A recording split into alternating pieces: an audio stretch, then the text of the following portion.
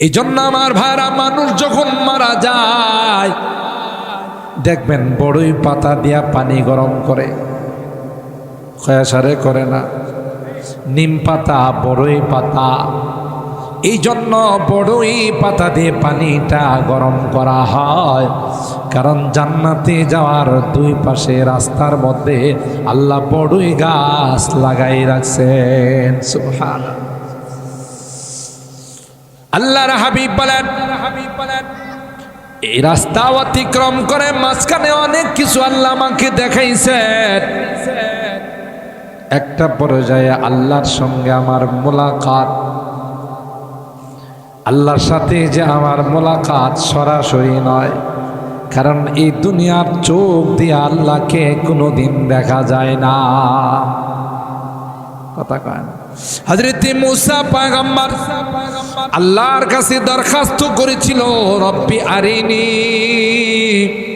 আনজুর ইলাইক। আল্লাহর সঙ্গে মুসা পয়গম্বর কথা কয়, কথা বলতে বলতে এমন প্রেম তার অন্তরে জাগছে, এমন ভালোবাসা জাগছে, এখন আল্লাহকে না দেখা ফেরত আসবে। সুবহানাল্লাহ। হযরত মুসা পয়গম্বর বলেন, মালিক তোমার কথা যদি এত সুন্দর হয়, না জানি তুমি কত সুন্দর। সুবহানাল্লাহ বলেন। তোমার সৃষ্টি যদি হয় এত সুন্দর, তোমার সৃষ্টি যদি হয় এত সুন্দর, না জানি তুমি কত সুন্দর, না জানি তুমি কত সুন্দর। আল্লাহু আকবার। হযরত মুসা পয়গম্বর বলেন, রব্বি আরিনি আনজুর ইলাইক। এ রব, আর সহ্য হয় না, একটা বার তুমি দেখা দাও। সুবহানাল্লাহ। আল্লাহ কয়, লান তারান, না তুমি আমাকে দেখা বরদাস্ত করতে পারো। তুমি হলে মাখলুক, আমি হলাম খালেক। কথা কয়, মাখলুক সৃষ্টি কোনোদিন স্রষ্টাকে দেখে বরদাস্ত করতে পারবে না। এই পাওয়ার তোমার চোখের মধ্যে আমি দিই, কিন্তু মুসা আলাইহিস সালাম না ছুড়বা না, একটু দেখা দেন।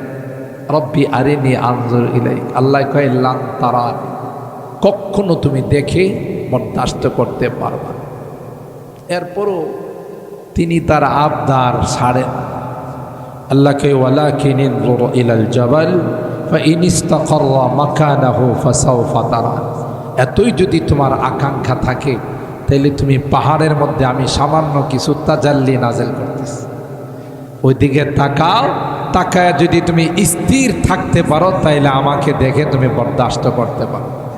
ফালাম্মা তাজাল্লা রাব্বুহু লিল জাবাল জাআলাহু দাক্কা ওয়া খাররা মূসা সাঈকা। সামান্য আল্লাহ পাক কিছু তাজাল্লি নাযিল করলেন, মুসা পয়গম্বর ওই তাজাল্লি দেখতে দেরি হয়। জাগতিক ডাক্তাররা কোনো অপারেশন করলে কখনো ভুলে তার ভিতরে কেসি রাইখা দেয়। অপারেশনের রোগী ব্যথা অনুভব করে, ডাক্তারের কাছে গিয়ে কয়, ডাক্তার সাহেব ব্যথা প্রচণ্ড করে সহ্য করতে পারি না। ডাক্তার তাকে বুঝ দে, মেজর অপারেশন, বড় অপারেশন, একটু তো কষ্ট হবে, হাই অ্যান্টিবায়োটিক দিছি, শুকাই যাবে। কয় না, শুকানোর কোনো লক্ষণ দেখি না। দ্বিতীয় পর্যায়ে যখন আলট্রাসোনোগ্রাম করা হয়, মেশিনে দেখা যায় আস্তা কেসি রাইখাই সেলাই মাইরা দিছে। এটা তো ব্রাহ্মণবাড়িয়া ঘটে না, অন্য জায়গায় ঘটে। কথা কয়, খবরের কাগজে আসে না, ফেসবুকে আসে, মিডিয়াতে চলে আসে। না না, কুদরতি অপারেশন। হযরত আদমকে আল্লাহ পাক কুদরতি অপারেশন করেছেন। হযরতে আদমকে অপারেশন করে মা হাওয়াকে বানাইছেন। আদম আলাইহিস সালাম মোটেও টের পায় নাই। সুবহানাল্লাহ। এভাবে আল্লাহর হাবিবকে আল্লাহ অপারেশন করেছেন। না না মা, মোটেও আমি টের পাই নাই। সুবহানাল্লাহ বলেন। 2 নাম্বার ওপেন হার্ট সার্জারি হয়েছিল পয়গম্বরের যৌবনকালে। আমার যুবকরা অনেক সময় পাগলামি করে, অনেকে সঙ্গ দোষে নেশা করে, জুয়া খেলে, গার্লফ্রেন্ডকে নিয়ে ঘোরাফেরা করে। কথা বলেন ঠিক কিনা?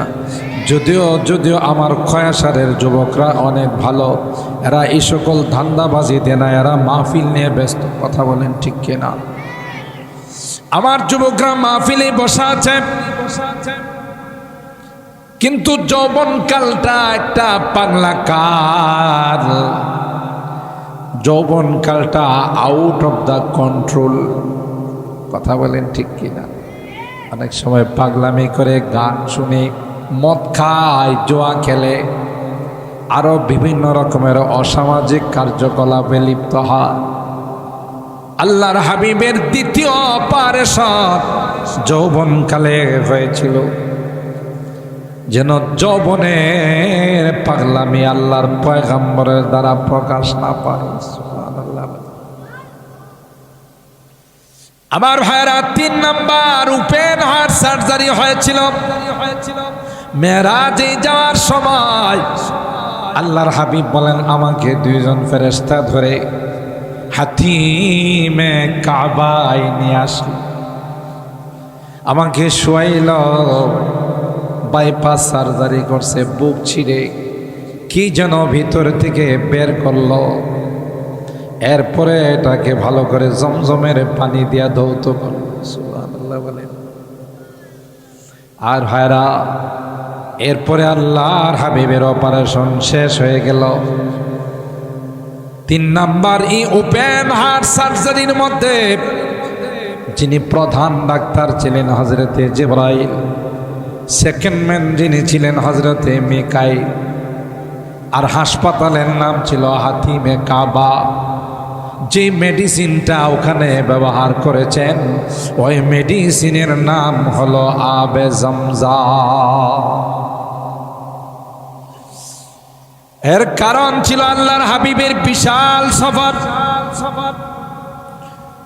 বাইতুল্লাহ থেকে বাইতুল মুকাদ্দাস, বাইতুল মুকাদ্দাস থেকে প্রথম, দ্বিতীয়, তৃতীয়, চতুর্থ, পঞ্চম, ষষ্ঠ, সপ্তম, সুবহানাল্লাহ, জান্নাতুল মাওয়া, সিদরাতুল মুনতাহা, এই সবগুলো ভ্রমণ করাবেন। তাই ভ্রমণ করার মতো যেন পাওয়ার তার মধ্যে চলে আসে। এখন তো বিজ্ঞানের যুগ, যারা চাঁদের দেশে যাইতে যায় 1 মাস তাদের বিশেষ প্রশিক্ষণ নিতে হয়, ঠিক না? কোথায় যাবে? চাঁদের দেশে যাবে। চাঁদের দেশের আবহাওয়া যেন সে বরদাস্ত করতে পারে, চাঁদের দেশের সাথে যেন সে খাপ খাওয়ায় নিতে পারে। এই জন্য 1 মাস তাকে প্রশিক্ষণ দেওয়া হয়, এরপরে চাঁদের দেশে পাঠানো হয়। আর আল্লাহর হাবিব তো চাঁদের দেশে নয়, জান্নাতের দেশে, জাহান্নামের দেশে। আর আল্লাহ ডাক দেয়া কই, ইনদা সিদরাতিল মুনতাহা, ইনদাহা জান্নাতুল মাওয়া। এমন জায়গাতে আল্লাহর হাবিবকে নিয়ে যাবেন যেখানে জিবরাইল পর্যন্ত যাওয়ার সাহস পায় না। আল্লাহু আকবার বলেন। একটা পর্যায়ে জিবরাইল কয়, পয়গম্বর अगर एक सरे मुए बरतर फरा फरुगे तजल्ली बसुजद फरा, আমি যদি একটা চুল পরিমাণ সামনের দিকে আগাই তাইলে আল্লাহর তাজাল্লির নূর আমার সবগুলো পরকে জ্বালায় ছাই করে দিবে। সুবহানাল্লাহ বলেন, ঠিক কিনা বলেন? তাইলে কেমন পাওয়ার আল্লাহর হাবিবকে আল্লাহ দিয়েছিলেন। এই অপারেশনের মাধ্যমে, মেডিসিনের মাধ্যমে আল্লাহর হাবিবকে এতটাই পাওয়ারফুল করে তোলা হলো যেন এত বড় সফর করতে পয়গম্বরের মোটেও কোনো ব্যাগ পাইতে না হয়। আমার ভাইরা, আল্লাহ পাক কোরআনের মধ্যে বলেন, সুবহানাল্লাযী আসরা বিআবদিহি লাইলাম মিনাল মাসজিদিল হারামি ইলাল মাসজিদিল আকসা الذي باركنا حوله لنريه من آياتنا إنه هو السميع البصير الله أكبر পবিত্র ওই সত্তা আল্লাযী আসরা বিআবদিহি, যিনি রাত্রিকালীন ভ্রমণ করাইলেন। উলামায়ে কেরাম জানেন, তাফসীরের পরিভাষা আগাই, আসরা শব্দের অর্থ হইল রাত্রিকালীন ভ্রমণ। কিন্তু যদি এখানে লাইলান শব্দ যোগ করা না হতো তাইলে কেউ ভাবতো যে গোটা রাত মনে হয় ভ্রমণ করছে। আল্লাহ লাইলাম শব্দটা এখানে দিয়ে বলেন, না না, গোটা রাত্র নয় রে, সামান্য কিছু সময় আমি আল্লাহ ভ্রমণ করাইয়া আমার হাবিবকে পুনরায় মক্কাতে ফেরত পাঠাইলাম। লাইলান, রাত্রের সামান্য কিছু সময়। বলুন তো দেখি, একমাত্র আল্লাহ ব্যতীত কারো পক্ষে সম্ভব? মক্কা থেকে জেরুজালেম, বাইতুল মুকাদ্দাস, সেই বাইতুল মুকাদ্দাসে গিয়ে মাঝখানে অনেক কিছু সফর সঙ্গী দুইজন ফেরেশতা দেখাইছে। বেথলেহেম, ঈসা আলাইহিস সালামের জন্মস্থান। এবারে মদিনা দেখাই নিছে। মদিনার মধ্যে শুধু খেজুর গাছ আর খেজুর গাছ, খেজুর গাছের ছায়া আছে। আল্লাহর হাবিব কি জিবরাইল বলেন, ইয়া রাসূলুল্লাহ, হাদিহি দারু হিজরাতিকা, এটা হলো আপনার হিজরতের জায়গা, নেক্সট ডে এখানে আপনি হিজরত করে আসবেন। সুবহানাল্লাহ। বহু কিছু দেখায়, আমি শুধু চুম্বক অংশটা আপনাদের টাচ দিয়ে যাচ্ছি। নিয়ে গেলেন বাইতুল মুকাদ্দাস। ওখানে যাওয়ার পর হজরতে আদম আলাইহিস সালাতু ওয়াস সালাম থেকে নিয়ে ঈসা রুহুল্লাহ পর্যন্ত সমস্ত নবীদেরকে আগে আল্লাহ কাতারবন্দি করে রাখছে। সুবহানাল্লাহ কইবেন না? বোঝা গেছে আপনারা মনে রোজা রাইখা আইছেন সবাই, এই জন্য জোরে সুবহানাল্লাহ কন। আর একটু জোরে কন সুবহানাল্লাহ, আর একটু জোরে বলেন সুবহানাল্লাহ। সুবহানাল্লাহ অর্থ হইল আল্লাহ পবিত্র। বান্দা যখন এই কথা কয় যে সুবহানাল্লাহ, আল্লাহ মহা খুশি হয়ে যায়। সুবহানাল্লাহ। দেখছো, আমার বান্দারা কয় আমি নাকি পবিত্র।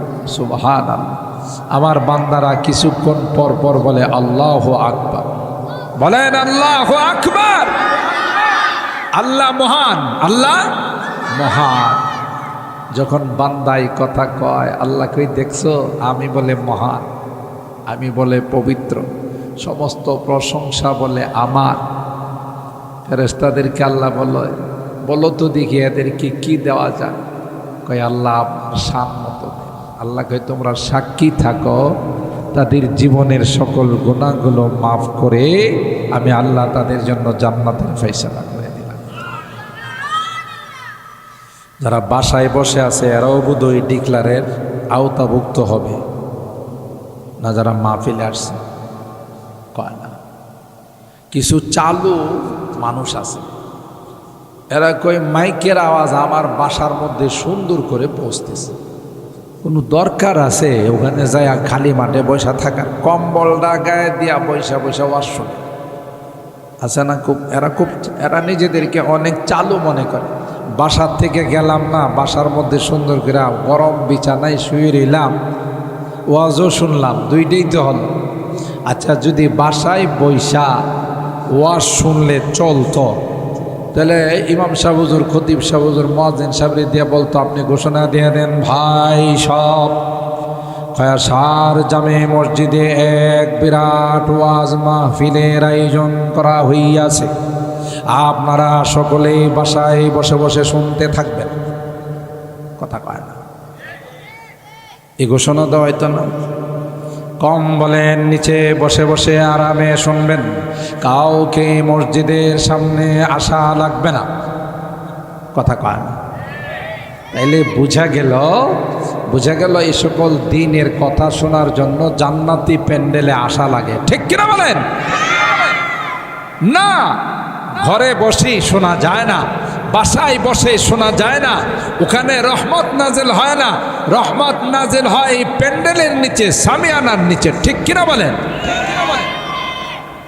এই জন্যে আমাদের ব্রাহ্মণবাড়িয়ার মুরব্বী, অনেক বড় মাপের আলেমে দ্বীন, হাজারো বইয়ের লেখক, বর্তমান সময়ের ব্রাহ্মণবাড়িয়ার মুরব্বী মুফতি আজম, মুফতি মুবারকুল্লাহ সাহেব হুজুর চলে আসছে, অন্যান্য ওয়াইজিনি কেরামও চলে আসবেন, আলোচনা করবেন গুরুত্বপূর্ণ। শুধুই পয়গম্বররা নাই, আল্লাহ পাক ওখানে সমস্ত ফেরেশতাদেরকে উপস্থিত করে দিয়েছে। সুবহানাল্লাহ করবেন না? নেককার, দিনদার, ইমানদার যারা দুনিয়া থেকে চলে গেছেন, তাদের রূহগুলোকে আল্লাহ পাক উপস্থিত করে দিয়েছিলেন। হযরত জিবরাইল আমিন বললেন, পয়গম্বর যান, আপনার জন্য সবাই অপেক্ষমান, আপনি ইমামতি করেন। আদম থেকে নিয়ে সমস্ত নবীর আপনার মুসল্লি হয়া, আপনার মুক্তাদি হইয়া আপনার পিছনে 2 রাকাত নামাজ আদায় করবে। তো সমস্ত নবীদের ইমামকে আমাদের রহমতে আলম হযরতে মুহাম্মদুর রাসূলুল্লাহ সাল্লাল্লাহু আলাইহি ওয়াসাল্লাম, ঠিক কিনা বলেন? মুহাম্মদুর রাসূলুল্লাহ সাল্লাল্লাহু আলাইহি ওয়াসাল্লাম সমস্ত নবীদের ইমামতি করছেন কে? আমার নবী। সমস্ত ফেরেশতাদের ইমামতি করছেন আমার নবী, আমাদের নবী।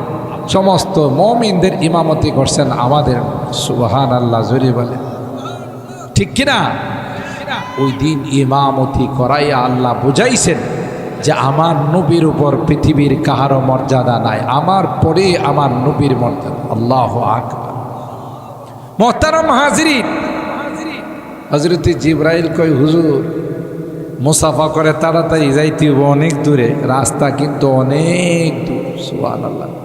আদম আলাইহিস সালাম থেকে নিয়ে সমস্ত নবীদের সঙ্গে মুসাফা, মোলাকাত, সাক্ষাৎ।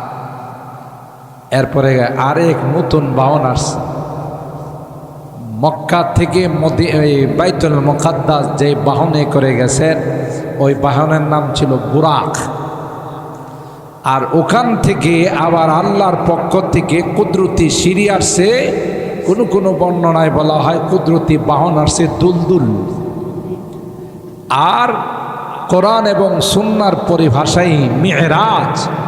মেরাজ হলো আল্লাহর পক্ষ থেকে কুদরতি সিঁড়ি দিয়া প্রথম আসমান, দ্বিতীয়, তৃতীয়, চতুর্থ, পঞ্চম, ষষ্ঠম, সপ্তম, সব যত উপরে যাওয়া লাগে আল্লাহ সেই ব্যবস্থা করছেন। সুবহানাল্লাহ। হযরত জিবরাইল আর মিকাইল সফর সময় প্রথম আসমানে গিয়ে বললেন, এই দরওয়াজা খুলুন। প্রথম আসমান থেকে বলা হলো, কে গো তোমরা দরওয়াজা খোলার জন্য বললা? বলল, আনা জিবরাইল, আমি হলাম জিবরাইল, আমার সঙ্গে ভাই মিকাইল। তোমার সঙ্গে আর কে আছে? বলল, আমার সঙ্গে আছেন গোটা বিশ্বের সরদার, কুল কায়নাতের লিডার, আকায়ে নামদার, তাজদারে মদিনা, হযরতে মুহাম্মদুর রাসূলুল্লাহ সাল্লাল্লাহু আলাইহি ওয়াসাল্লাম। গেট খুলে দিলেন। সুবহানাল্লাহ। হযরত আদম হাত বাড়াইয়া মুসাফা করলেন আর বললেন, বাবা তুমি আসবে রে, তাই তো দীর্ঘদিন পর্যন্ত তোমার জন্য আমি অপেক্ষমান। মারহাবা বিল ইবনি সালেহ। আমার এই সন্তান যদি না থাকতো তাহলে আমি আদমের কোনো মর্যাদাই থাকতো না। সুবহানাল্লাহ। आदम के लिए फख्रे आली नसबी है, आदम के लिए फख्रे आली नसबी है, मक्खी मदानी हाशिमी व मुत्तलबी है, पाकीज़ा तरज़ अर्श समा जन्नत फिरदौस, पाकीज़ा तरज़ अर्श समा जन्नत फिरदौस, आराम गाहे पाक रसूल अरबी है। अल्लाह अकबर। मुफस्सिरीन केराम लेखेन, हजरत आदम आलैहिस सालाम যদি জানতেন যে আমি এই গাছের ফল খাইলে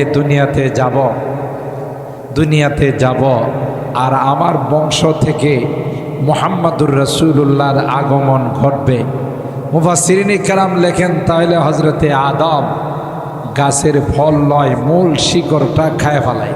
সুবহানাল্লাহ। মূল শিকড়টা খেয়ে ফেলতেন যত দ্রুত সম্ভব। দুনিয়াতে যাব আর আমার বংশ থেকে, আমার আওলাদের থেকে মুহাম্মদুর রাসূলুল্লাহর আগমন ঘটবে। সুবহানাল্লাহ। বলতেছেন,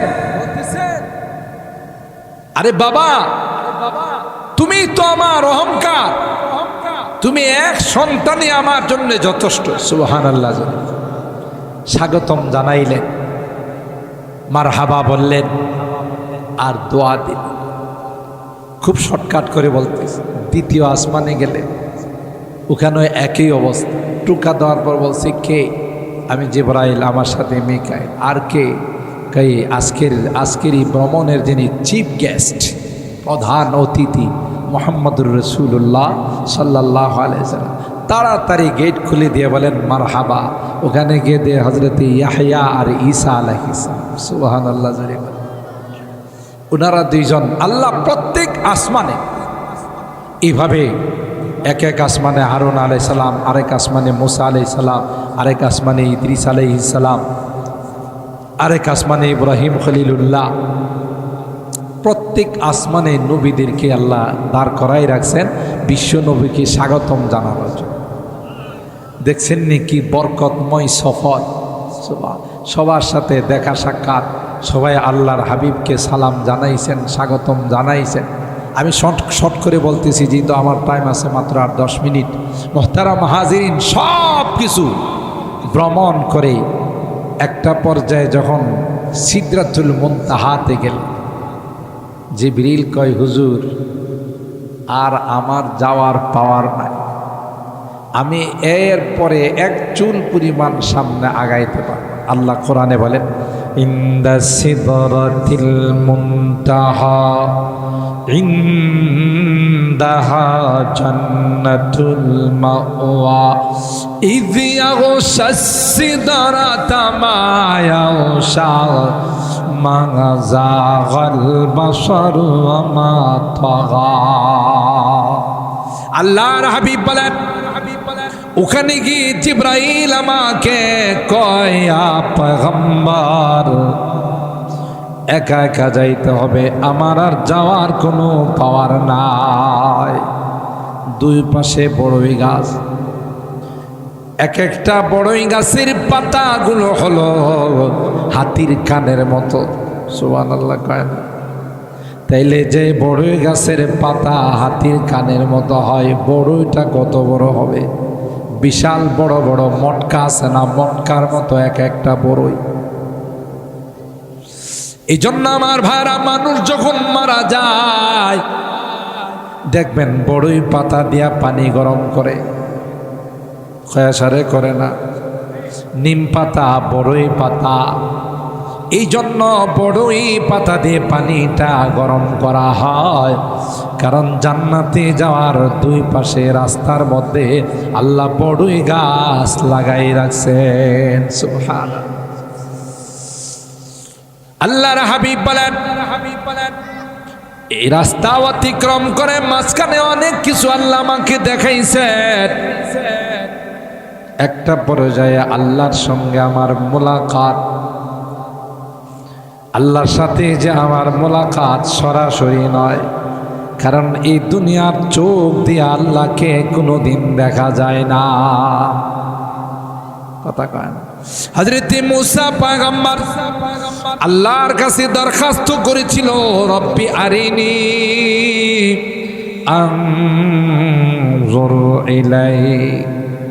আল্লাহর সঙ্গে মুসা পয়গম্বর কথা কয়, কথা বলতে বলতে এমন প্রেম তার অন্তরে জাগছে, এমন ভালোবাসা জাগছে, এখন আল্লাহকে না দেখা ফেরত আসবে না। সুবহানাল্লাহ।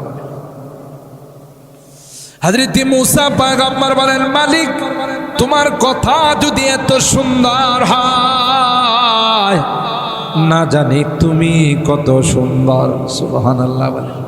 তোমার সৃষ্টি যদি হয় এত সুন্দর, তোমার সৃষ্টি যদি হয় এত সুন্দর, না জানি তুমি কত সুন্দর, না জানি তুমি কত সুন্দর। আল্লাহু আকবার। হযরত মুসা পয়গম্বর বলেন, রব্বি আরিনি আনজুর ইলাইক। এ রব, আর সহ্য হয় না, একটা বার তুমি দেখা দাও। সুবহানাল্লাহ। আল্লাহ কয়, লান তারান, না তুমি আমাকে দেখা বরদাস্ত করতে পারো। তুমি হলে মাখলুক, আমি হলাম খালেক। কথা কয়। মাখলুক সৃষ্টি কোনোদিন স্রষ্টাকে দেখে বরদাস্ত করতে পারবে না। এই পাওয়ার তোমার চোখের মধ্যে আমি দিই, কিন্তু মুসা আলাইহিস সালাম না ছুড়বা না, একটু দেখা দেয়।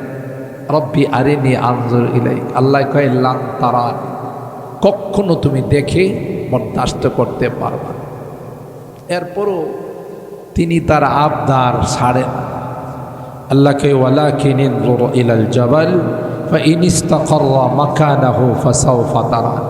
এতই যদি তোমার আকাঙ্ক্ষা থাকে, তাহলে তুমি পাহাড়ের মধ্যে আমি সামান্য কিছু তাজাল্লি নাযিল করতেছি, ওইদিকে তাকাও।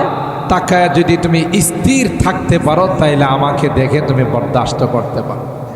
ফালাম্মা তাজাল্লা রাব্বুহু লিল জাবাল জাআলাহু দাক্কা ওয়া খাররা মূসা সাঈকা।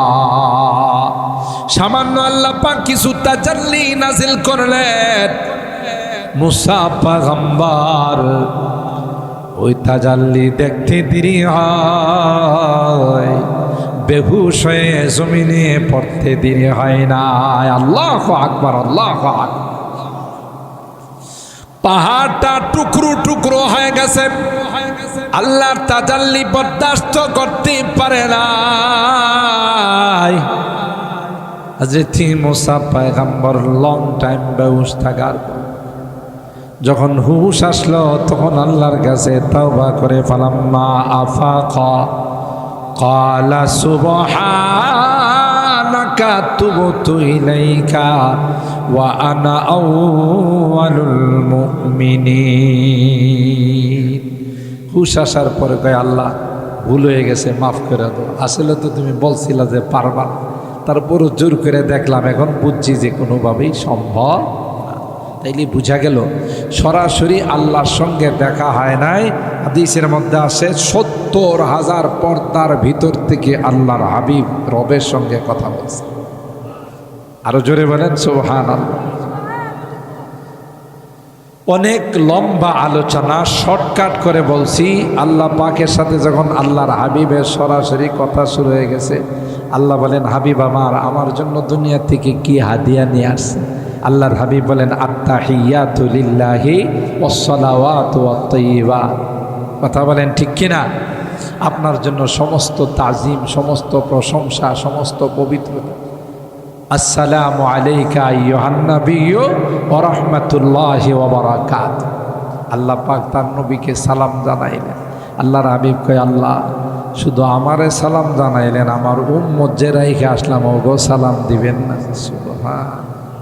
দেখছে মূল জায়গাতে গিয়েও আল্লাহর হাবিব উম্মতকে ভুলেন না, আমাদেরকে ভুলেন না, আর আমরা সেই নবীকে ভুলে যাই।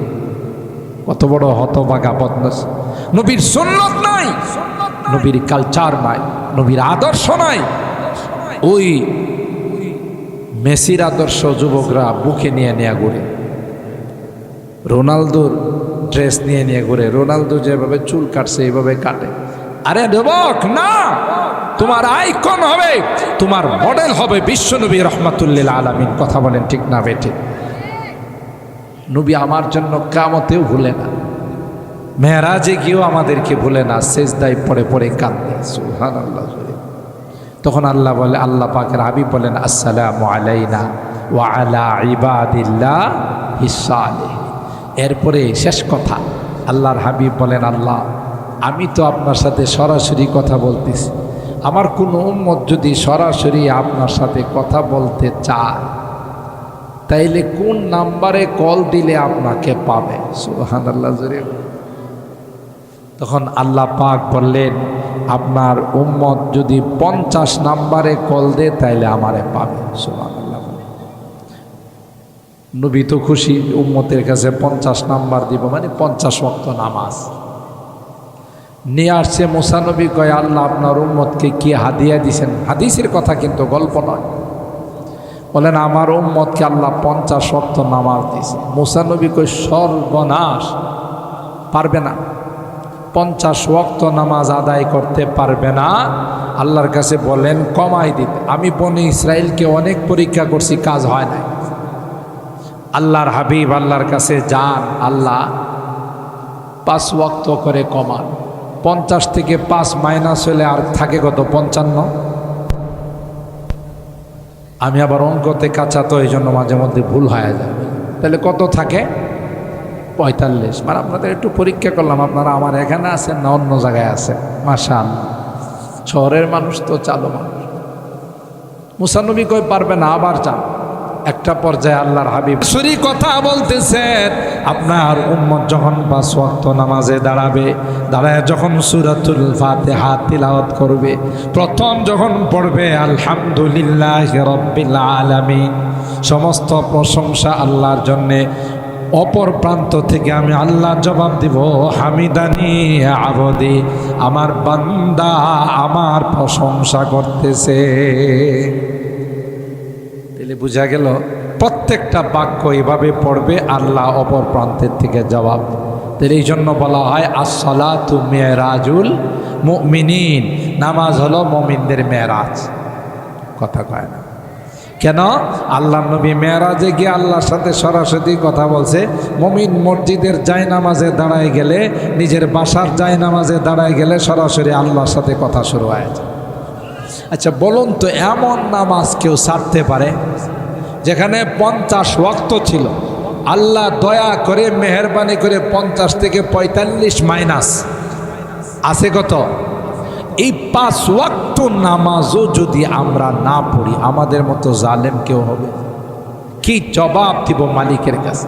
কি বলবো মালিকের কাছে? কিভাবে দাঁড়াবো যদি আল্লাহ বলে আরে নেমো খারাপ, তুই 24 ঘন্টা দুনিয়া কামাইছস, আমি তোর কাছে মাত্র 5 ওয়াক্ত 20 মিনিট কইরা চাইছি। কথা বলেন ঠিক কি? এই সময়টাও তো আমাকে দিলে না, তোর মতো নিমক খারাপ পৃথিবীর মধ্যে দ্বিতীয় কেউ নাই। কথা বলেন ঠিক না বেটা? তাহলে 5 ওয়াক্ত নামাজ আমরা পড়বো তো ইনশাআল্লাহ? হাত তোলেন, হাত তোলেন। লিল্লাহে তাকবীর। না, আসলে আপনারা রোজা রেখে আইছেন, একটু জিরে জোরে আল্লাহু আকবার বললে আল্লাহ খুশি না বেজা? লিল্লাহে তাকবীর। এই যে এখন এসে লিল্লাহে তাকবীর, কোরআন সুন্নাহর আলো। ঘরে ঘরে না, এখন হলো সংসদে যাও। আগের স্লোগান থুক্কু, থুক্কু না, আগের স্লোগান থুক্কু। এখন নতুন করে বলতে হবে যে কোরআন সুন্নাহর আলো আগামী সংসদে। সংসদে আমরা কাউকে পাঠাবো না যদি কোরআন সুন্নাহ মোতাবেক দেশ পরিচালনা না করে। কথা বলেন ঠিক কিনা? বহু তন্ত্রমন্ত্র আমরা দেখছি, এখন চাই কোরআনই শাসন চাই। কথা বলেন ঠিক কিনা? আর কোরআনই শাসন হবে, দুর্নীতি দূর হবে, চাঁদাবাজি দূর হবে, বিভিন্ন রকমের হারামি দূর হবে, নেই প্রতিষ্ঠা হবে। কথা বলেন ঠিক না বেট? আল্লাহ পাক রব্বুল আলামিন আমাদের সকলকে পাঁচ ওয়াক্ত নামাজ আমাদেরকে জামাতের সাথে আদায় করার তৌফিক দান করুন। বলুন আমিন। এ ভাই, আমার 1 ঘন্টার আলোচনার থেকে যেই বিষয়টা আপনাদেরকে আমি মেসেজ দিতে চাচ্ছি সেটা হলো নামাজ হলো মুমিনদের মেরাজ।